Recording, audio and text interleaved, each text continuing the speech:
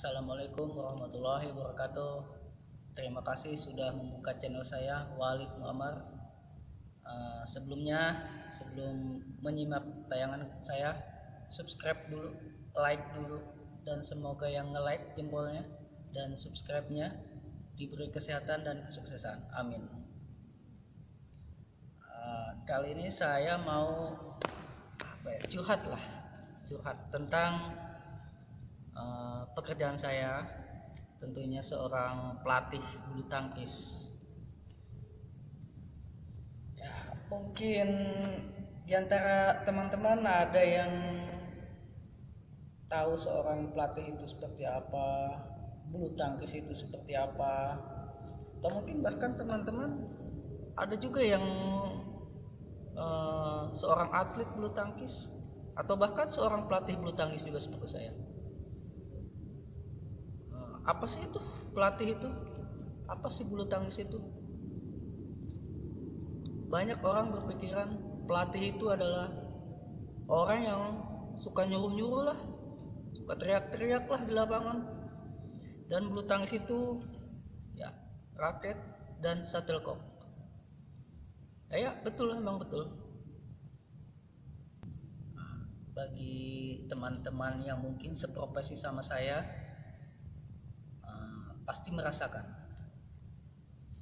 gimana sih jadi pelatih bulu tangkis. Ya, jadi pelatih bulu tangkis ada manisnya, ada pahitnya, ada sedihnya juga, bahkan ada keselnya juga.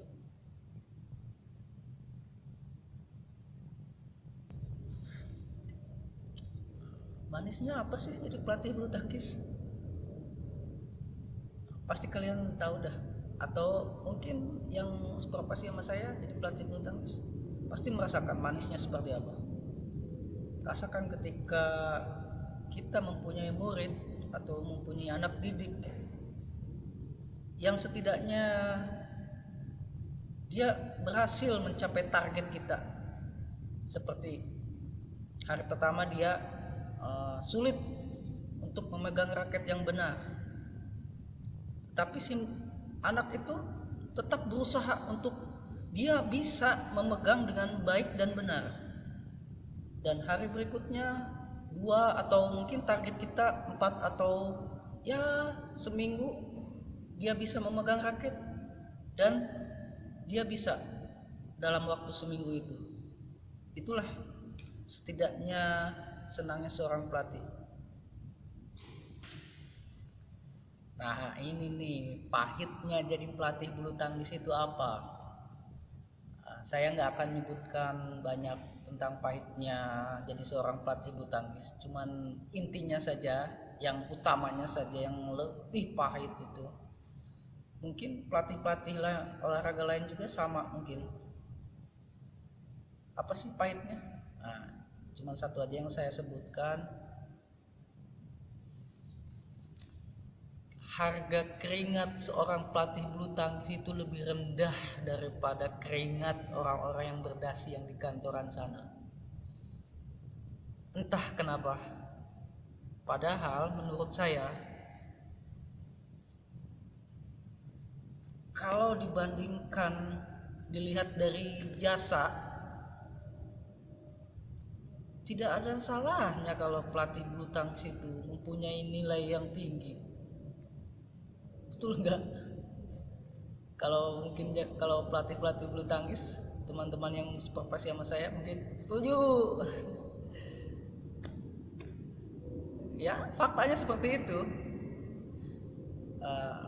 Sering saya lihat, termasuk saya,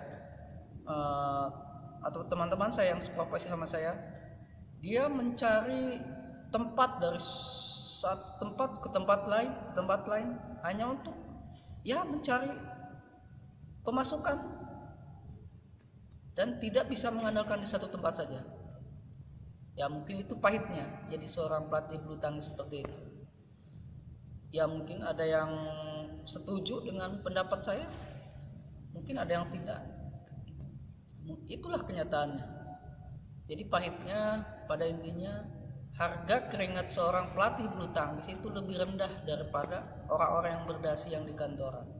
Mungkin teman-teman ada yang mau bertanya tentang apa sih kendala jadi pelatih seorang bulu tangkis. Nah, ini nih kendala. Mungkin semua orang tahu, mungkin teman-teman pasti tahu, apalagi ya pelatih bulu tangkis pasti pada tahu dan mengalami hal yang sama mungkin. Kendala utama dalam melatih bulu tangkis atau jadi seorang pelatih bulu tangkis mungkin sama seperti guru yang mengajar mungkin ya. Ya mungkin bisa disamakan mungkin.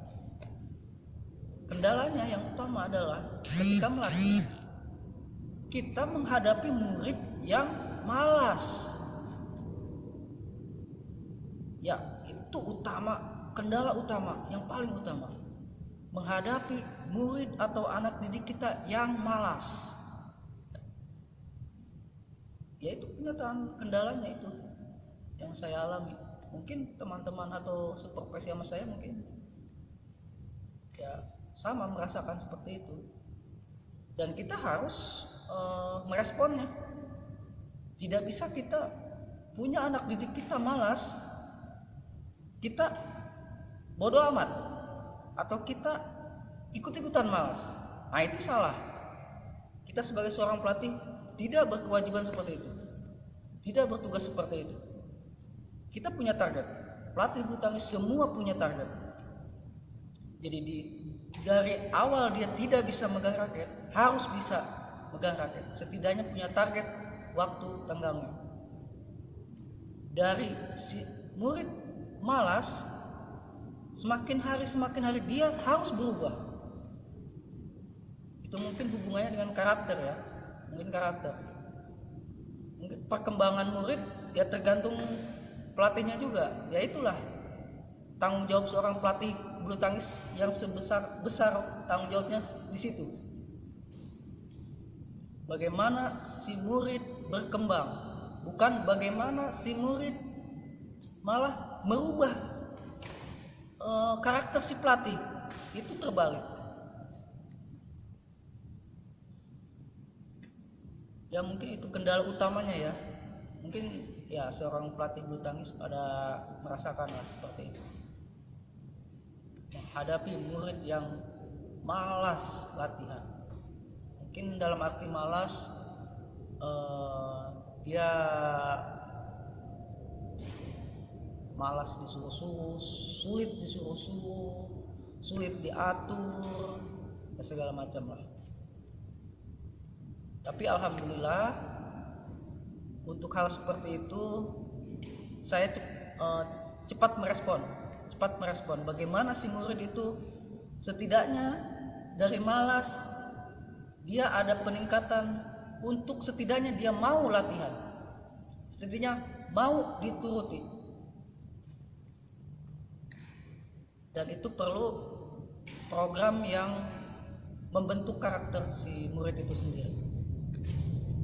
Jangan membuat si murid itu jenuh latihan. Jangan membuat si murid itu kesal dalam peraturan kita. Variasikan bentuk latihan. Itu salah satu cara dari saya untuk menghadapi orang yang malas itu. Jangan buat murid kita jenuh, jangan bikin murid kita kesal atau sampai marah kepada kita. Itu ngomong-ngomong tentang murid yang malas, saya punya cerita nih tentang murid yang malas. Syukur-syukur teman-teman masih betah ya di channel saya. Terima kasih. Saya akan cerita nih. Saya pernah punya murid yang malas.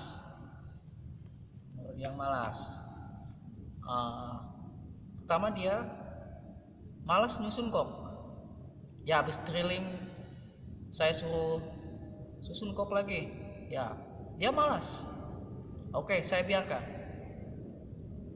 Nah selanjutnya saya suruh praktekkan jumping. Dia ogah-ogahan, malas jumping. Suruh shadow pun saya shadow Saya suruh cepat gerakannya, dia lambat sekali, malas sekali, tidak mau cepat. Akhirnya setelah saya biarkan beberapa lama, saya omongin dia, kamu mau jadi apa datang ke sini? Saya tanya begitu. Sama orang tuanya pun seperti itu saya tanya. Ini anak mau jadi apa datang ke sini? Saya bilang, karena saya punya murid tidak hanya dia.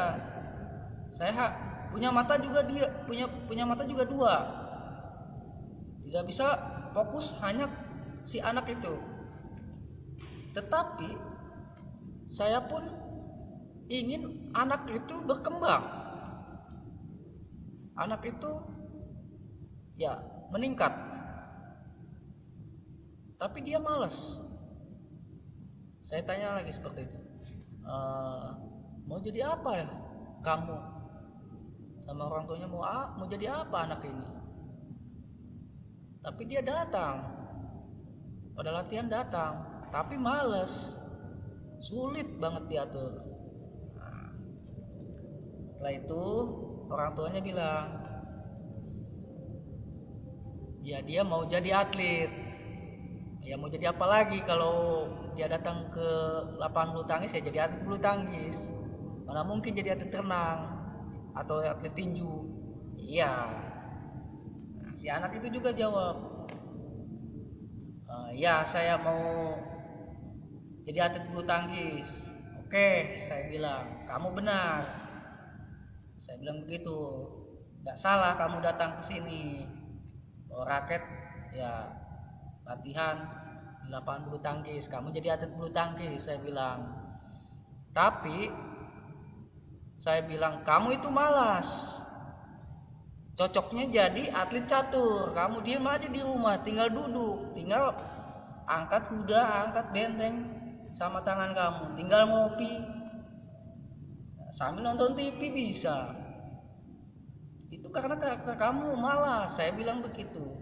Orang tuanya pun saya bilang begitu. Ini anak cocok menjadi atlet catur saja di rumah, bisa main catur sambil duduk, tidak usah jumping, tidak usah lari cepat, tidak usah lari-lari sana kemari, sambil tidur pun bisa. Saya tegasin seperti itu. Akhirnya orang tuanya mikir dan anaknya pun mikir. Nah, hari berikutnya sebelum latihan saya tegasin tuh anak, kamu mau jadi apa datang ke sini? Saya bilang begitu. Tanya lagi. Nah, dia baru jawab dengan mungkin sedikit malu-malu, mungkin karena dia sudah diomongin sama saya. Mau jadi atlet bulu tangkis? Betul, jadi atlet bulu tangkis. Serius kamu? Saya bilang begitu. Ya. Kamu tahu kemarin kenapa saya tanya begitu? Ya, saya tahu karena saya malas. Alhamdulillah. Kamu jujur, berarti kamu tahu diri. Lain kali kalau kamu seperti itu, kamu pulang jadi atlet catur saja. Saya bilang begitu. Nah, pada akhirnya alhamdulillah dia merespon, oh saya itu malas. Akhirnya ketika latihan dia semangat sekali nyusun kok. Akhirnya saya suruh jumping, dia jumping, setidaknya dia melakukan lah. Setidaknya dari malas dia melakukan. Meskipun mungkin tidak semaksimal jumping ya, tapi dia melakukan jumping. Ya. Ada proses untuk perubahan dari malas mungkin ke dia melakukan. Ya, disuruh shadow, ya dia mungkin sedikit ada perubahan kecepatan. Di situ cerita saya tentang orang yang malas. Mungkin mudah-mudahan menjadi bahan lah buat teman-teman yang mungkin seprofesi sama saya tentang bagaimana menghadapi seorang murid yang malas. Dan banyak cara untuk menghadapi orang atau murid yang malas. Itu mungkin salah satu saja. mungkin banyak variasi cara untuk menghadapi murid yang malas. Nah, itu cerita saya. Ya, setelah saya menceritakan bagaimana cara mengatasi murid kita yang malas atau murid saya yang malas, sekarang saya akan bicara tentang kesan saya sebagai seorang pelatih bulu tangkis. Ngomong-ngomong kesan, tidak ada seorang pelatih yang tidak bangga melihat muridnya naik podium, juara. Pasti seorang pelatih bangga.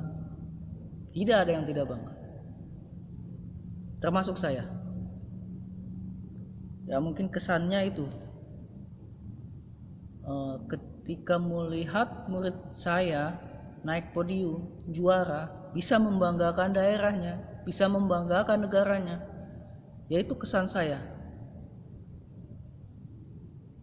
Ya mungkin pelatih-pelatih lain juga merasakan bagaimana rasanya ketika melihat murid kita atau anak didik kita naik podium, juara, mengangkat trofi, mengangkat piala, mengangkat medali, membanggakan daerahnya, membanggakan negaranya.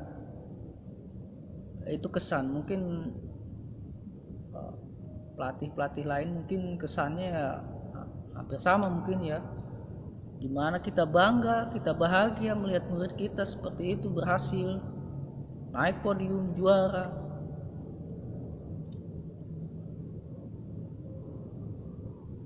Ya mungkin itu karena apa? Kerja keras saya sebagai seorang pelatih, di mana tenaga dan pikiran saya terkuras, waktu tidur saya terpotong hanya untuk mengurus jadwal latihan, jadwal pertandingan, target untuk hari esok. Malamnya pun begadang untuk membuat program latihan, membuat target, dan belum membuat progres peningkatan si anak itu.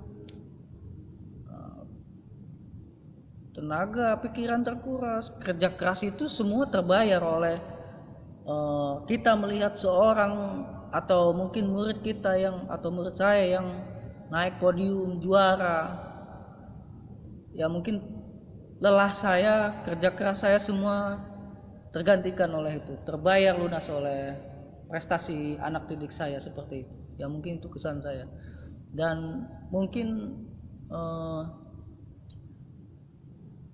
selain yang saya didik sekarang, mungkin yang dulu-dulu juga mungkin melihat murid saya yang saya latih dulu, melihat mereka juara, ya saya bangga, tetap bangga meskipun sudah tidak dilatih sama saya, tetap saya bangga, tetap saya